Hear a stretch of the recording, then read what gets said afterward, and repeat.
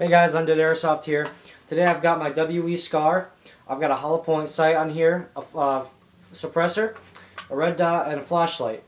I'm going to go ahead and shoot it right now and put 2 mags through it. I don't have my eye protection on right now, but because I'm just going to be dry firing this, but always have your eye protection on when you're shooting live rounds. Alright, here we go.